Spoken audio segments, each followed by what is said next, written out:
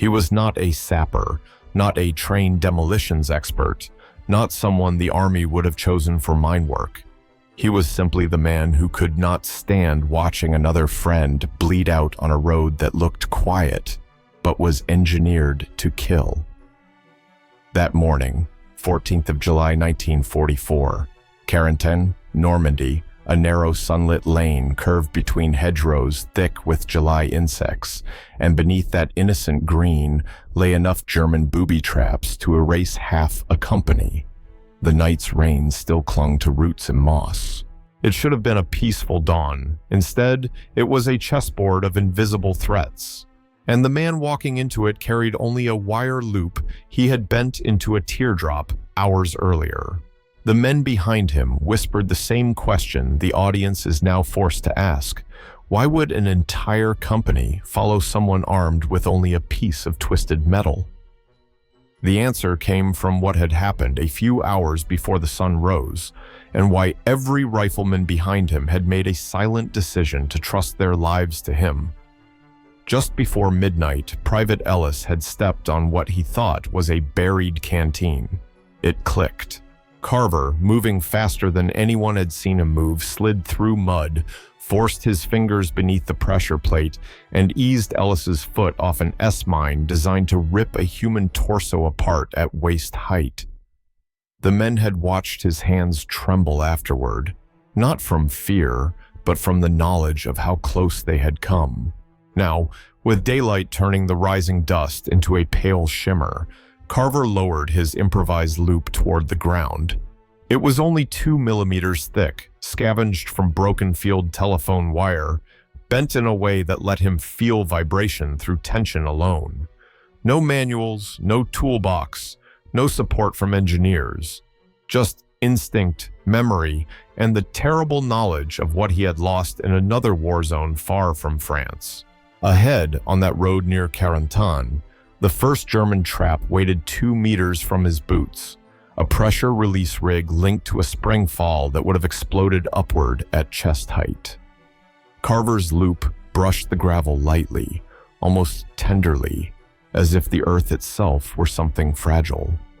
Behind him, 50 men held their breath. One corporal pressed a photograph of his wife against his ribs, as if Carver's movement might somehow ripple the picture too. Carver paused, not because he hesitated, but because the road hummed with a silence too deep to ignore.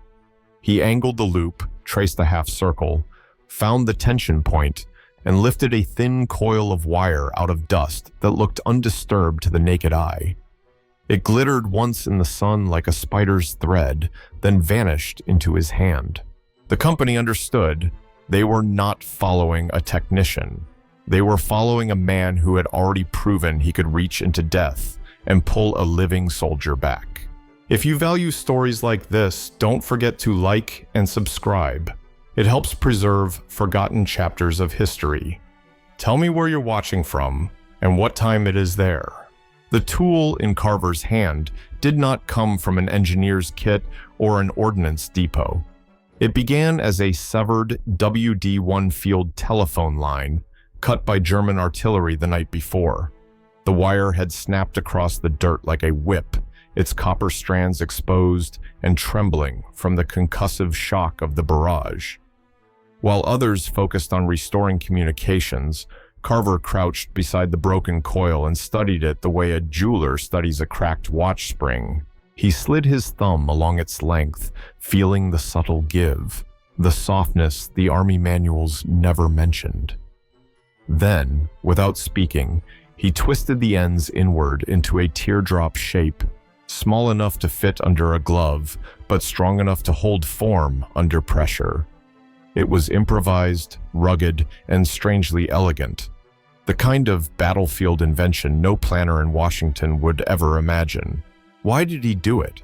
Because standard mine probes, the long steel rods issued to engineers, were too stiff for Normandy's hedgerow traps. They transmitted force downward, not sideways. They disturbed soil that needed to remain undisturbed, and they made sound. In the bocage, sound could kill. The Germans often rigged their S-mines and Schützenminen to respond to vibration, to the faint shift of weight, to the slight displacement of air around a fuse. Carver had learned that the hard way on previous days. He had watched a metal probe tick against a camouflaged pull igniter, a near-fatal mistake. He needed something softer, something that bent rather than pushed, something that whisper-touched danger instead of tapping it. So when he twisted the WD-1 wire, its flexibility became a revelation. Each slight tremor translated directly through the loop into his hand, like a heartbeat through bone. Other soldiers saw only a scrap of battlefield trash. Carver saw a conductor of intuition, a bridge between his senses and the hidden machinery of death in the soil. He tested it first on a harmless tripwire strung between two fence posts. The loop caught the wire's tension instantly, long before his eyes saw its shine. That moment changed everything. "This'll do," he muttered, not proudly, just with the quiet tone of a man who has finally found the right shape for survival. By morning, word had already drifted through the platoon that Carver had built his own detection tool. Soldiers approached him with the uneasy respect one gives to someone who might have just discovered the difference between living and leaving pieces of yourself in a hedgerow. A private handed him a cloth to wrap the wire, almost ceremonially. Another offered to find better scraps. Carver shook his head. He didn't need better. He needed the one he made. As the sun rose over Carentan, the loop caught its first glint of daylight, a thin copper halo trembling at the edge of a battlefield. No official order had assigned Carver this task.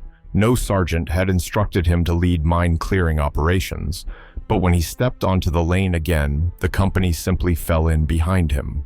They followed the wire. They followed the man who had shaped it from chaos. And they followed the quiet certainty in his shoulders, the certainty that, with this improvised tool, he might just outthink the machines designed to end them. The road beyond Carentan narrowed until it felt less like a passage and more like a throat, a place where anything entering could be swallowed.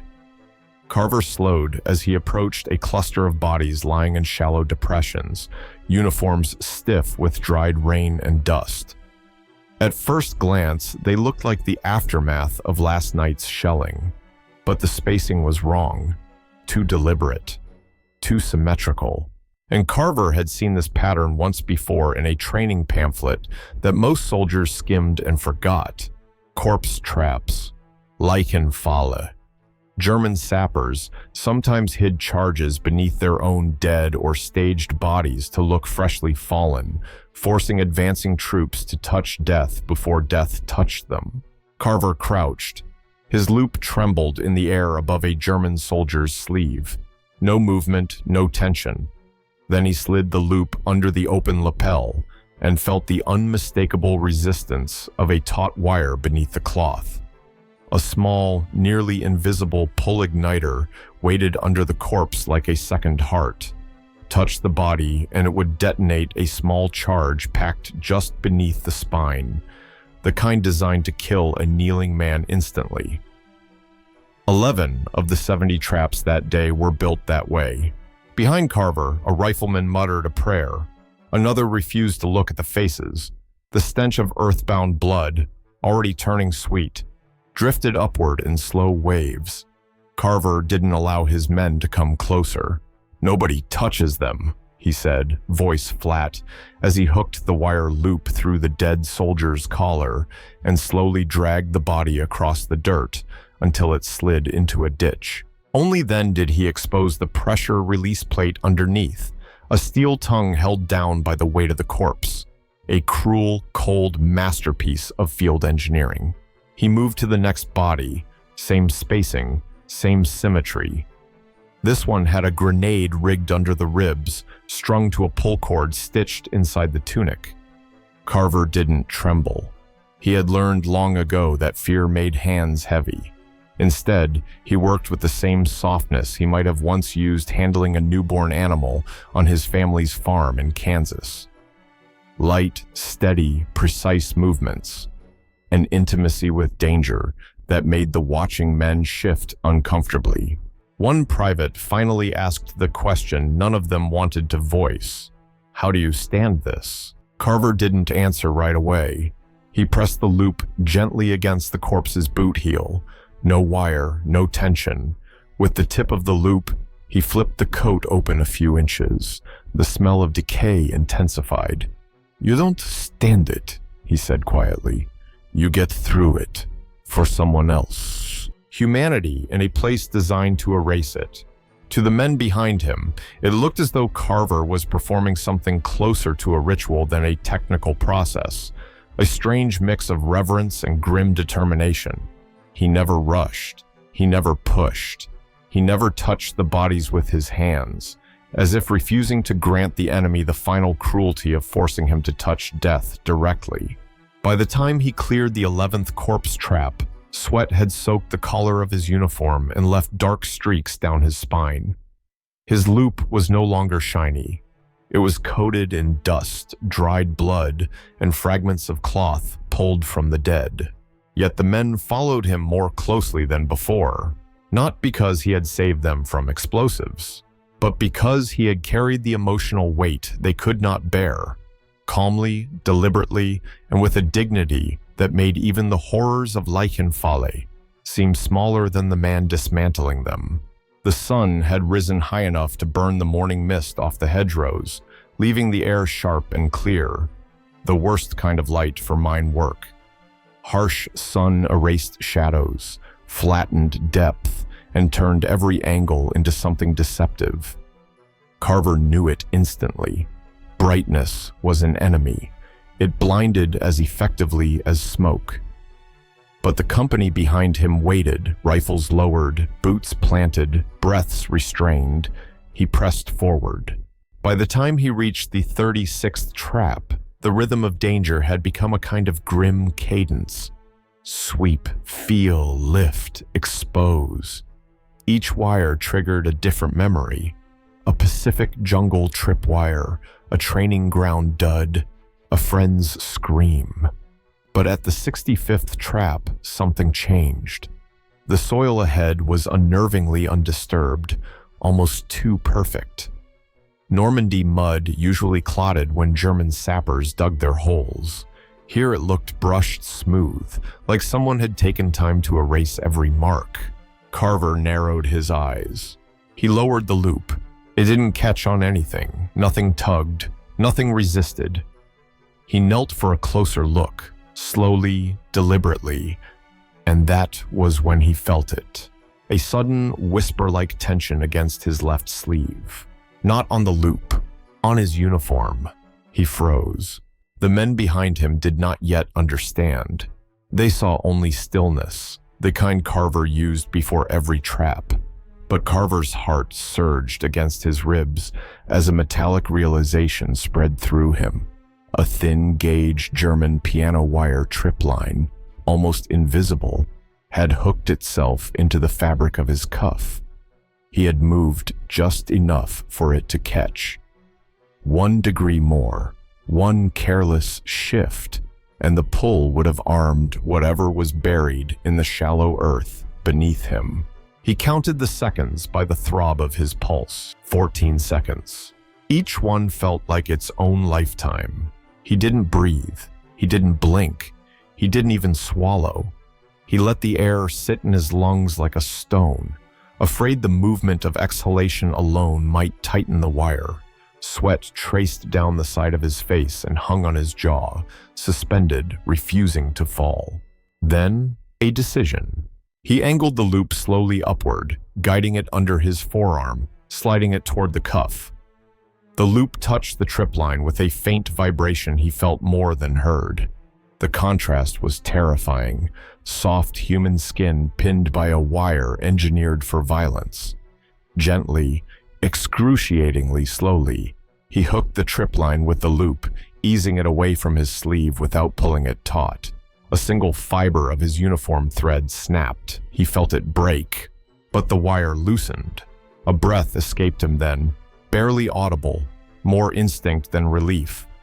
Behind him, a corporal muttered, "God," not as a prayer, but as a stunned exhalation. Only after Carver eased the tripwire fully out of his sleeve did he follow it to its anchor point, a ZZ-42 pull igniter buried under a thin crust of earth, rigged to detonate a charge packed with ball bearings scavenged from a bicycle factory. He disarmed it with hands that shook only after the danger passed. Statistics would later record that nearly 40% of mine casualties in Normandy came from tripwires soldiers never saw. Officers would write in reports about camouflage, fuse mechanisms, and German engineering. But none of those pages would capture that one impossible moment. A man kneeling in blinding sunlight, his life suspended by a thread so thin it could have been mistaken for a strand of hair. And still, he kept going. For the next stretch of road, the traps changed character. They no longer announced themselves with shallow pits, compacted soil, or the faint metallic tang that betrayed disturbed metal. Now the Germans relied on something far more lethal, tripwires thinner than breath, strung through foliage like strands of spider silk. They were nearly impossible to see in full daylight, and utterly invisible when draped across the slanted shadows of the bocage. Carver knew that the next mistakes wouldn't come from arrogance or carelessness. They would come from eyesight itself, from the natural limits of the human body. So he resorted to something no manual instructed and no officer would have ever thought to approve. He listened to the wind. It was only a mild Normandy breeze, carrying the distant thud of artillery and the faint sweetness of apple orchards crushed by tank treads. But to Carver, that breeze was an ally. He raised his wire loop and held it at an angle, letting the wind push it forward, letting nature feel for traps the way his eyes could not. The loop drifted over a scatter of leaves left by last night's shelling, and then, faint as the leg tap of an insect, came a tiny sound. Attack. Barely audible, barely real. Carver stiffened.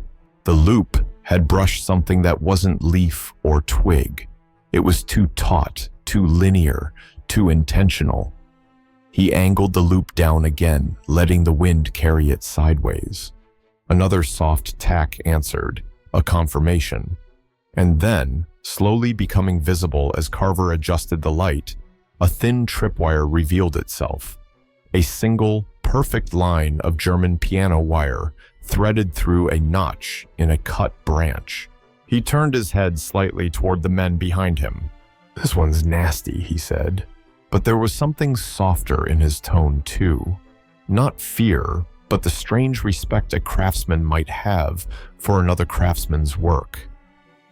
Carver traced the wire back to its anchor, discovering a modified SMI-35 fuse attached to a fragmentation charge concealed under a mat of roots.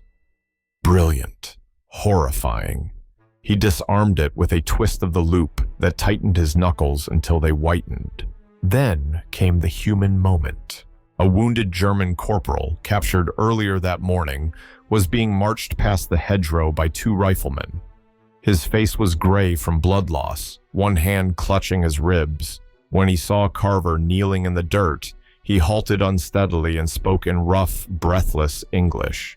"Tripwire, bocage. My father taught me hunting traps before war." Carver looked up. The corporal's voice cracked. "I do not hate you. Fear makes men lay wires. Fear makes men pull them. Same fear." It wasn't a confession. It wasn't an apology. It was something far rarer in war. Truth spoken without advantage. Carver nodded once. A gesture neither forgiving nor condemning, simply acknowledging the shared vulnerability of men trapped inside a machine far bigger than themselves. Behind him, a private shifted uneasily As if hearing the enemy speak so plainly disrupted some internal framework he'd relied on to keep hatred neat and tidy. And now, viewer, you. Would you have stopped to listen, or would fear have made you keep walking? The question lingered in the hedgerow silence. Carver cut another wire. The breeze brushed past his cheek, and for the first time that day, even the birds seemed to fall quiet, as if the battlefield itself were listening. By late morning, the sun had turned harsh and metallic, baking the hedgerows into thick walls of heat. The company needed shelter. Even Carver could feel the tremor of exhaustion creeping into his fingers. A ruined barn sat a few hundred yards off the road, half collapsed, roof caved in from artillery, but its stone walls still stood. Lieutenant Avery ordered a brief halt. Water, shade, 30 minutes at most. The men filed inside, boots scraping against broken planks and scattered straw. 3 German POWs, captured earlier in the advance, were already sitting against the far wall under guard. They were dusty, pale, and silent. One had a bandaged shoulder. Another clutched his canteen as if gripping an anchor in rough seas.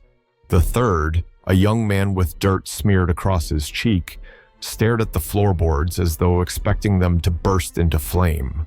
Carver entered last. He didn't sit. He leaned the wire loop against a broken beam and wiped his hands on his trousers, leaving faint streaks of soil and dried blood. His chest rose and fell heavily. The first time all morning he allowed himself to breathe like a man rather than a machine. Then something unexpected happened. One of the POWs reached into his coat and withdrew a small piece of bread, hard, stale, barely edible. He stared at it, hesitated, then broke it into 3 uneven pieces and handed them to the other 2. A simple gesture, but one that contained the entire contradiction of war. Men who had laid traps designed to tear bodies apart were now sharing crumbs, as if rationing hope itself.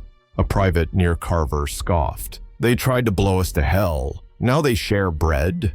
The wounded German with the bandaged shoulder looked up and answered quietly, "Bread is all we have left to choose." Silence spread across the barn. Carver lowered himself onto an overturned bucket, elbows resting on his knees. Something in the man's words struck him in a place deeper than anger, deeper than suspicion.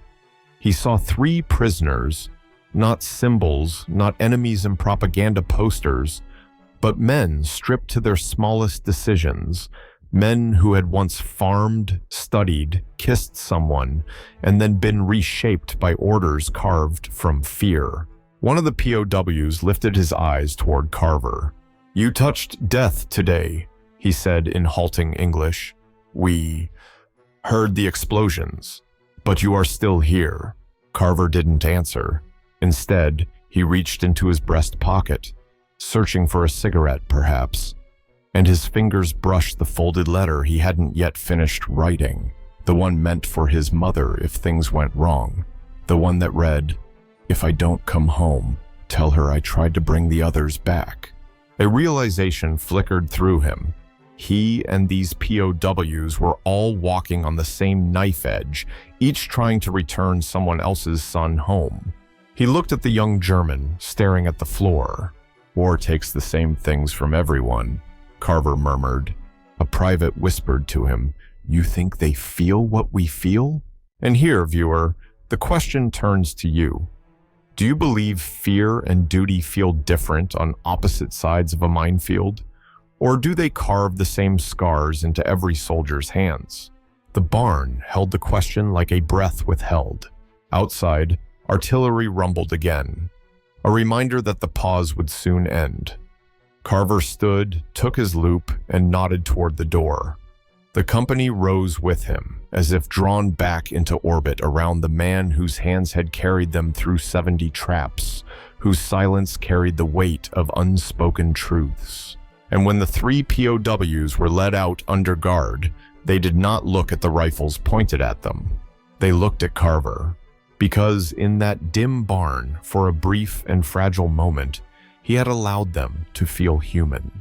The road bent gently to the left, curving around a small orchard where apples lay scattered across the dirt like dropped lanterns. The air smelled faintly of crushed fruit, sweet and bruised, an odd softness on a day carved from steel and nerves.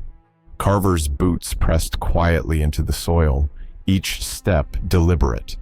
He had cleared 69 traps. Logic said the path should be safe now. But men who survived minefields never trusted logic. They trusted patterns, rhythms, and the invisible language of disturbed earth. And something here felt wrong. The fallen apple tree at the orchard's edge had toppled in an unnatural direction, roots exposed, branches pointing the wrong way. Carver's eyes narrowed. Trees knocked down by artillery usually fell with the blast, not against it. This one had been pulled, not pushed. He lifted his loop, letting it hover inches above the grass. The loop trembled slightly in the breeze. Nothing unusual, nothing obvious. Then he saw it. A tiny mound of soil beneath a cluster of apples. Too smooth, too intentional, as if someone had shaped it by hand. Carver lowered himself to one knee, the movement slow, almost reverent. He slid the loop under an apple, nudging it aside. Beneath it, hidden under a layer of leaves and fruit pulp, was a sliver of metal no longer than a thumbnail. Not a standard German igniter, not a factory fuse. This was homemade. He brushed the debris aside carefully, revealing an improvised pull trigger built from a scrap of tin, a shortened spring, and a piece of bicycle spoke sharpened to a needle point. A frontline field invention, crude, ugly, and far more desperate than the manufactured devices he'd disabled all morning. German sappers made precise traps when they had time, but when they were exhausted, cornered, running short of supplies, they made weapons like this. Weapons born from fear, not strategy. Carver followed the wire with his loop, tracing it under the fallen tree's roots. There he found the charge, a small block of TNT wrapped in wax paper torn from an old ration package. Scrawled on it in pencil, barely visible, was a single word in German. Vater, father. Carver stared at it. This wasn't standard procedure. This wasn't doctrine. This was the improvisation of a man thinking of home in the final hours before retreat. A man who had written the same word many soldiers wrote in their last moments, not for orders, but for remembrance. Carver disarmed the device silently. No theatrics, no visible relief. Just a slow exhale as he clipped the wire, lifted the charge, and placed it gently beside the root. Behind him, the company watched without a sound. They sensed the difference in this trap. Something more intimate than mechanical danger. Carver wiped the dirt from his palms. His fingers shook, but not from fear this time. From understanding. He stood slowly, scanning the orchard one last time. The apples glistened like small suns under the harsh midday light. A breeze passed through the branches, carrying with it the faint rustle of leaves. A whisper of something older than war, older than soldiers, older than the mines buried beneath men who never planned to die so far from their homes. Carver took a final step forward, clearing the last threat that lay between his company and the next village. No explosion, no warning, just profound, heavy silence. A lieutenant approached. That all of them? Carver nodded. But he knew the real story. Today's 70 traps weren't just German engineering. They were reminders. Pieces of fear, pieces of memory, pieces of men who had placed their last hopes into wires and soil. He walked on, the loop dangling at his side like a spent talisman. Behind him, the orchard returned to stillness. And on the ground, beneath the shade of the fallen tree, the word fodder faded slowly under the sun. The road Carver cleared that day no longer exists. It has been widened, paved, repaved, folded into the ordinary geography of Normandy's farmland. Tourists pass it without knowing that beneath their feet once lay 70 small machines designed to stop hearts, end letters, silence futures. The hedgerows have grown thick again. The orchard has healed. Even the fallen apple tree has vanished, taken by time or storms. But the silence Carver carried out of that place, the silence he earned with every wire lifted from the earth, lingers like an unseen shadow across the landscape. What remains are not the technical details of the mines, nor the diagrams once drawn in field manuals, nor the statistics buried in archives. What endures is the memory of a single man who moved through danger, not with bravado, but with a kind of worn, steady tenderness. A wire loop fashioned from broken telephone line, a 14-second stillness that held an entire company's future in its fragile balance. A barn where bread was shared between enemies who no longer knew why they'd been taught to hate. A pencil-scrawled word beneath a fallen apple tree that crossed the boundary between opposing uniforms and reminded him that every battlefield is haunted by fathers and sons on both sides. Carver survived the war. He returned home with scars no doctor could catalog and a loop of copper wire tucked inside a small wooden box he never spoke about. Sometimes, late at night, he would take it out and turn it between his fingers, as if listening again to the faint vibrations of a world where danger once hummed invisibly through every root and branch. And in those long, quiet moments, he understood that the tools men create in desperation often become the symbols they carry into peace, reminders of who they tried to save and who they refused to lose. History remembers battles. Carver remembered faces. And somewhere in the orchard outside Carentan, the wind still moves as gently as it did on the day it helped a soldier find the threads meant to end him.